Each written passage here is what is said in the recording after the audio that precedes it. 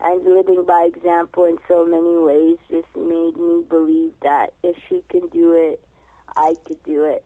And she was also always very encouraging, forcing me to do things outside of my comfort zone and making sure I was as self-reliant as I could be. And it meant all the world to me. Fantastic. Very cool.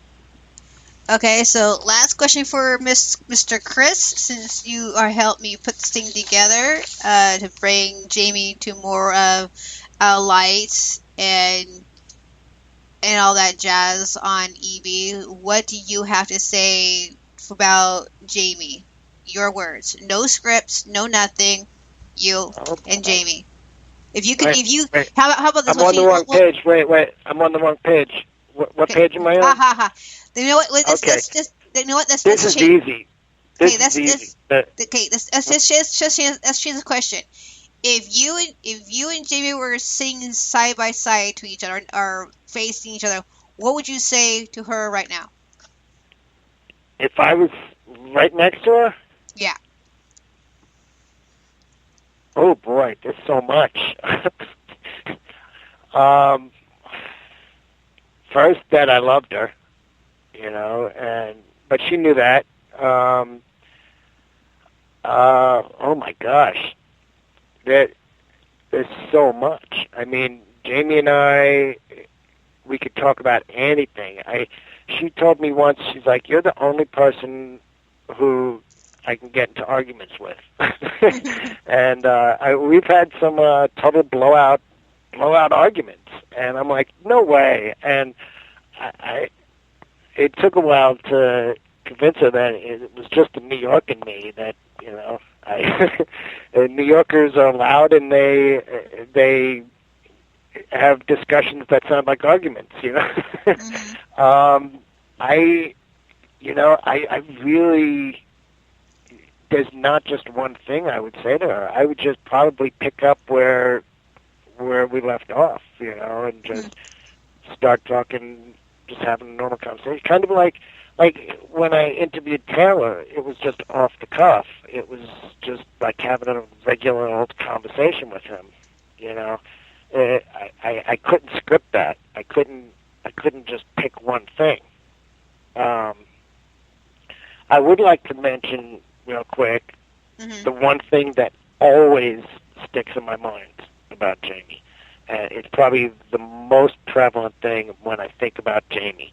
And it was the most impressive thing that I've ever seen. The second to last day of camp in 2009, it was the first year they had a summer camp for UCD. She stood up and she had a dry erase board, and she drew this diagram and explained why this camp came to be.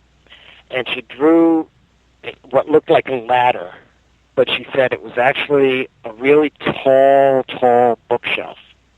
And there were things in life on all those shelves. And then she drew a stick figure.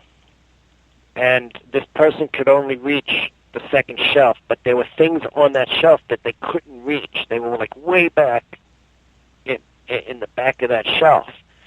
So that person needed someone smaller and put that person on their shoulders and said, "Hey, can you reach that for me?" And then once that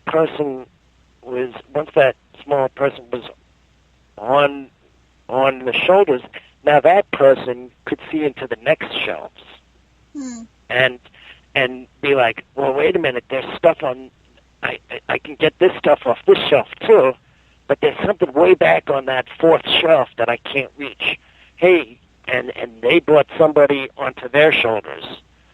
And so the stuff that they couldn't reach was finally attained, but at the same time, that third person now could see into the sixth shelf and be like, "Well, I got that stuff, but now there's more stuff that I can't reach," and it just goes on. And that's what Jamie did.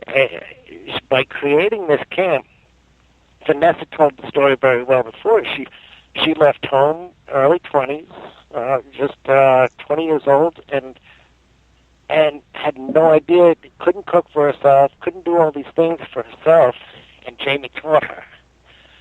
Jamie told the story that there was an older person in her life that she stood on the shoulders of someone, and now she needed someone to stand on her shoulders to reach a higher level. And now there's going to be people standing on Vanessa's shoulders, and so on, and it just keeps going. And it's that giving, it's that cooperation and giving that Jamie always had. And it was the most beautiful way to describe what was going on. It's like we all need each other, and and each generation that comes along, we got to teach the next set of people with EB, and that's what us EB is all about. It's the older, in the EB community, the adults are overlooked all the time because they weren't expected to live this long. They weren't expected to be driving cars. They weren't expecting to have to give up their pediatrician and get a regular doctor. They weren't expected to do all these things, and now they have to. So there's got to be people who are already adults, who already experienced those things, to teach and say, look, this is how you do it. And that's what Jamie did. And now Vanessa's in those shoes, and Novelette's in those shoes. You know, they were 14 when they first met Jamie.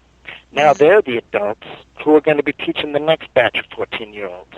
Mm-hmm. And each generation gets wiser and wiser to it, and it's amazing. And that's, when I think of Jamie, she created that for the EB community. And, you know, she was just amazing. And her good friend, I mean, there were several people. It wasn't just Jamie. There was Jessica Simpson. There was Christina Perez. Yeah. You know, there were people. Tara Blust was part of it, and yes. Yeah, I mean, there's a long list of people. Yeah. But that's what Jamie, she was able to see that and create. I mean, if it wasn't for Jamie, SEB wouldn't have completely happened. It was talked about, and all of a sudden, and Taylor, you were a huge part of it too, of actually saying, you know what, enough talk, let's do it. And yeah, there's so much about Jamie. I said before during one of the breaks when no one was listening, and in order to tell the Jamie story, you would need a 1-hour television episode that went on for like 10 seasons. Yeah, I mean, it would just evolve and evolve and evolve, you know. And you know, I'm waiting for the second season to start. You know, we were left with a cliffhanger. Now, Vanessa, I did get a chance to talk to you on your last question, but you mentioned before I took my last break that you said that you don't know how you're able to carry that Jamie left you guys and now you have to carry on without her. I believe that she gave you a precious gift, that she helped you start, that she didn't really leave you there. She still is helping you with it, with all the support you have, with everyone backing you up. I don't think you're completely alone with this. Oh, no. I think I just misspoke. Like, I'm not saying she left us. It took us, we had such a year or two where we didn't get to do as much as we had in the past because we were, like, learning to take on the roles. We kind of knew she was passing, but, like, we weren't sure exactly when. And then when she was passing, we weren't sure who was supposed to take on the role as new president or to continue what she was doing. So it was just an adjustment period. Okay. And I don't feel alone at all. Like, I still think about Jamie all the time. I still go to her website and listen to her music, and I have her CDs, and I have a painting of her that I got Taylor was so generous to us when we came to her home after her funeral, and he let the ED girls that were there, that were closest to her, choose one of her paintings to take home. And like when I had my own apartment, every time I had nurses and aides come in, I would always tell them about Jamie. They'd always see her painting on the wall, and they'd be like, "Oh, did you do this?" I'm like, "No, I do paint, but this is not mine. This is my best friend Jamie's painting." And I tell them all about her music, tell them all about her life, just as we have been doing for the past 4 hours. I don't feel alone at all. Like, I think about her often. Good. I'm not from the LDS Church, but I learned about the LDS Church in like the 4 months that I was living with her. And like even when it comes to the church, like I get really, really protective of her church, even though I wasn't converted. I still feel very strongly about not only her, but her religion and everything that she introduced me to. So yeah, I never feel alone. Okay, good.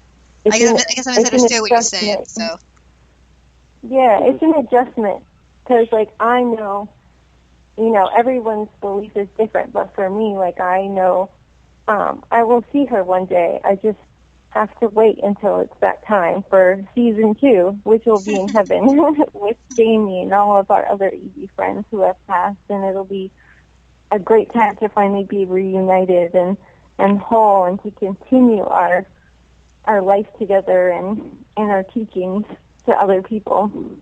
Mm-hmm. So. Okay. Well, I'm getting ready to wrap this show up, and I want to thank each and every one of you for coming on and sharing your guys' memories of Jamie and the songs that you guys sent over to me to play them. I really appreciate it.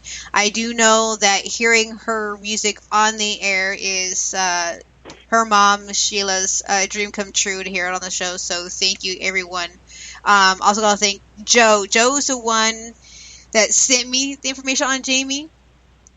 I didn't know what to expect from it. Didn't really understand what he was talking about, but more I got to know Chris and Sheila and all of you, I am very happy that the story came to me. Well, thank you very much for taking a chance and letting us all get together and talk about someone we all love and are all connected together through her. This has been just a pleasure. Mm-hmm. And also, yes, guys, thank you so much. You're very welcome. And the young lady who helped me do her promo is in the chat room. Her name was Erica. She's the one that did her promo for me, so I can let people know throughout the show that she's going to be on the air. And she's wonderful. Great. Thank you, Erica. Thank you. Thank you. Thank you, Charles. Thank you, everyone. Thank you, Chris. Thank you. All right, I got one last song. This is not Jamie's music or April's. This is actually from Eric Clapton in Tears in Heaven. We all know the story about why Eric Clapton played this song. But this song is going out to Jamie and all of you guys who miss her.